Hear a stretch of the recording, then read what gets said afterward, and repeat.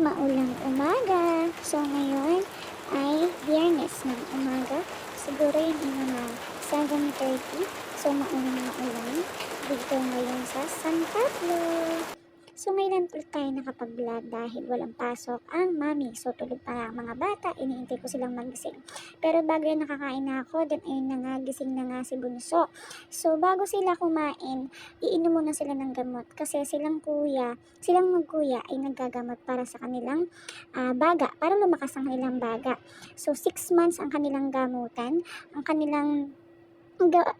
pag-inom ng kanilang gamot ay dapat bago kumain, iinom muna sila, walang laman ang tiyan. So, 2 gamot yung kanilang iinumin. So, pinagsasabay ko na sila. Then, after ng 30 minutes, after nilang uminom ng gamot, tsaka pa lang sila ulit kakain. So, mag-wait pa rin ng 30 minutes. So, ayun na nga, hinahanda ko na nga yung gamot kasi talagang napakahirap painumin ng gamot si Bunso. Si Bunso yung napakahirap painumin ng gamot kasi nga, baby pa siya. Syempre, pag ganun, iba pa yung panlasa niya. Talagang dapat, kahit umiyak, ayun, pilitin mong mapainom ng gamot. So, dyan nga sa pagpapainom namin ng gamot, nakailang take ako dun sa isang gamot kasi nga, ayaw niya talagang lasa nun. Sobrang lapot pa nun, tapos para yung dugo. So, magsisimula na tayo. At dyan nga din pala, ay gising na din si kuya. Nagising na siya. Tapos nakita niya yung camera. Alam niya na nag-video ulit ako. Tapos, ayun nga, dahil kailangan ng panlibang, habang papainom natin ng gamot, dapat nilalibang si Bunso. Kasi nga, once na yan ay hindi na malibang or makita yung maisip yung dede kasi pinapadede ko pa rin siya, ayun, mag-iiyak na naman yan. So, ayun nga, tapos na nga si kuya, tapos si Bunso na. So, syempre, kukuha muna tayo ng buwelo para makainom siya. Ayun na nga. Ayan. So, talagang mag-iiyak siya. Pero yan sa gamot na yan, medyo gusto niya yung lasa niya kasi nga may flavor siya, apple flavor. So, after niyan, yung isa namang gamot. So, unahin muna ulit natin si kuya. So, ito yung gamot na sobrang lapot, tapos ito yung parang dugo. Kaya, yung unang pagpapainom ko kay Bunso, kasi ang unang nagamot ay si Bunso after a days. Tsaka lang na sumunod si kuya kasi si Bunso yung unang nagka-ubo. So, ayun na nga. So, ang mauunang iinom niyan ay si kuya. So, ayaw din ni kuya na diretsong iinumin yung gamot niya. Kaya, inuunti-unti ko. 7 ml kasi yung para kay kuya. Tapos yung kay Bunso, 3.5 ml. So, yan yung ginagamit ko, yung syringe na yan. Kasi, ang hirap nga kung yung measuring cup nga, ang gagamitin para sa kanya or dropper. Kasi nga, maramihan na yung kailangan inumin. Kaya yun na yung ginagamit namin mag-asawa para sa pagpapainom sa kanila. So, ayun na nga, bubelo ulit ako kasi si Bunso na yung kasunod. Ayan, kung makikita nyo dyan sa video na yan, talagang humuhugot ako ng lakas kasi ang lakas din ni baby kapag pumapalag siya. So, nood-nood muna ng Cocomelon, si kuya, tapos na. Mag-iintay na lang kami ng oras at ayan na nga. So, yung unang take na yan, binigla ako lahat. Kasi 3.5 ml, akala ko na nakalunok na siya. Yung pala, inipon nyo muna sa isang gilid, tsaka na inom. Kasi dati talaga nung una, kahit hindi ko napisilin yung kanyang ilong, para malunok niya lahat ng gamot. So, nakakuha siya ng technique para hindi ito mainom at nasanay na siya doon sa mga ginagawa ko. So, nag-isip ako ng ibang paraan. So, talagang hindi ko tinigilan yung pag-ihip sa kanyang ilong kasi natulungan na nga ako ni kuya kasi hindi talaga siya nakakainom. Sayang yung gamot. Kaya, ayun. Sabi ko, isa na lang.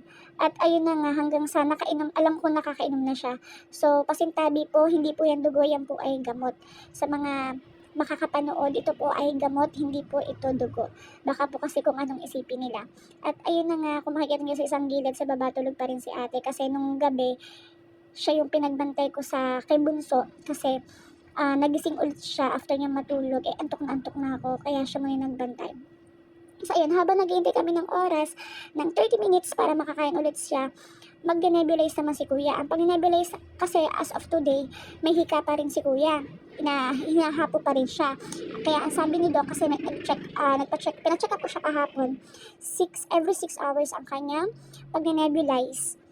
hanggang sa mawala ang kanyang hika or hapo. So ayun, habang naghihintay ng oras, umiyak si baby, nagnenebulize siya, umiyak si baby kasi akala niya umalis ako, hinugasan ko lang yung syringe dyan. At ayun na nga, si kuya marunong na siyang mag-ready nung kanyang gamot. Minsan siya na yung nag-open. Ewan ko lang by this time ba't hindi niya na-open. Siguro kasi nga is bagong gising siya. So ayan, mag-nebulize muna siya. Tapos si Bunso, lilibangin natin. Kasi nga, once na maisip niya yung dede, naku, mag-iiyak talaga yan. Kasi sanay siya nang sa umaga ay dadade muna sa akin. Kasi breastfeeding pa rin ako sa kanya. So ayun na nga, pinanasan ko yung gamot. Kasi nga, ang parang dugo, pati pala ako nagkarot sa kamay. So, ang hirap niya rin tanggalin once na nilabhan mo siya. Need talaga ay Sonrox. So, yan. Sa oras na yan, tapos ko silang pakainin, nakaligo na rin, nasa baba na sila kay tatay, tapos si ini naman nagluluto para sa aming tanghalian. Sa tatay, alaga si Bunso.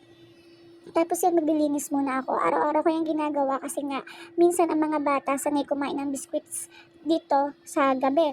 So, ayun nga, bago matulog or after namin gumising, ay pinapagpagan ko talaga yan para maiwasan ng langgam or kung ano mang insekto na pumasok dito sa kwarto. Kasi mahirap na baka mamaya mapasukan sa tenga mga bata or kagatin. So, ayun nga, by this time, kaya wala si Honey, ay nakapasok na siya umagang-umaga pa lang, 6:30 or 6:40 na alas na siya dito sa bahay para pumasok sa work. Tapos ayun nga, naglinis-linisan muna ako. Syempre, kapos tayo sa oras. Pag mga ganyang oras or araw, talagang ayos-ayos lang, walis punas. Pero pag naman once cleaning, talagang general cleaning, talagang binabago ko pa ang peso ng kama, ng cabinet, punas. Tapos, ayan nga, naisipan kong maglaba kasi nga, feeling ko ang daming labahin. Tapos ayun, pasintabi po sa aking likuran. At talagang ganyan na ang katawan ko, parang maskulado. So walis-walis po muna tayo hanggat nasa baba ang mga bata. So yung walis na yun ay paborito ko. Paborito na ngayon kasi wala pa tayong pampalit. Ini yung pang second floor, meron din tayo sa first floor. Tapos ayun na nga, dito na ako sa labas na nagtatanggal-tanggal ng dumi, walis, hanggang sa ayun na nga, dumating si Bunso na dala-dala ng tatay ko na napakakulit, pero yun yung tipong alam kong antok na siya, kaya binibilisan ko na lang. Tapos once na matapos ako, patutulugin ko na to or ni tatay, alin man sa amin dalawa kung sino man ang mauna makapagpatulog sa kanya. So ayun, magsisimula na akong maglaba. So actually meron naman talaga kaming washing machine. Kaya lang, nagtitipid po ako sa kuryente ngayon. Just lang. Ayun nga, totoo, nagtitipid ako sa kuryente. At saka hindi rin ako kontento sa laban ng washing machine. So, ang ginagamit ko lang yan minsan ay sa mga kortina, kobre kama, or yung kapag wala na akong time, lalo na kapag ako may pasok sa school. So, ako ay nagsisimulang maglaba ay Tuesday. Uumpisahan ko yan sa damit ni Rehan kasi hindi ko naman yung matatapos ng isang araw. Tuesday, tapos Wednesday, yung mga pang-itaas naman. Mga dekodor na pang-itaas. Tapos Thursday, yung pang-ibaba, tsaka yung mga undies. So, nung kahapon, Thursday, hindi ako nakapaglaba kasi pina-check up ko nga si kuya. Kasi nga alam kong maplema na, tapos talagang hinahapo pa rin siya, kaya need na talaga namin ding pumunta sa kanyang petsa. At ayun na nga, may makulit diyang bata. So ayun, after nyan, tapos na kaming kumain ng tanghalian, nagsampay na ako, at kung makita nyo, hindi pa rin natulog na palagi si Bunso kasi nagising siya nung kumakain kami ng tanghalian. So ayun, that time ay parang antok na ulit siya. Kung mapapansin nyo, hindi lang halata. Ayun, nagsasampay na nga ako at may makulit na bata. Ito yung sa rooftop namin. So, kung mapapansin nyo talagang sumikat na rin yung araw. Good timing para sa aking nilabahan kahit hindi ko na siya i-dryer dun sa aming washing machine. Para last tayo sa kuryente.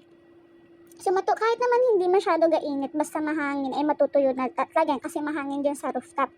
Yung mga yun na ililipat ko. So, kung mapapansin, pinipili ko talaga yung hanger kasi binibis ko siya dun sa sampay. Kung ilan lahat ng mga pang-ibaba namin. So, ayun nga, nilipat ko na dyan sa labas para mainitan. At hanggang dito lang. Sana hindi umalan. Bye-bye. Thank you for watching.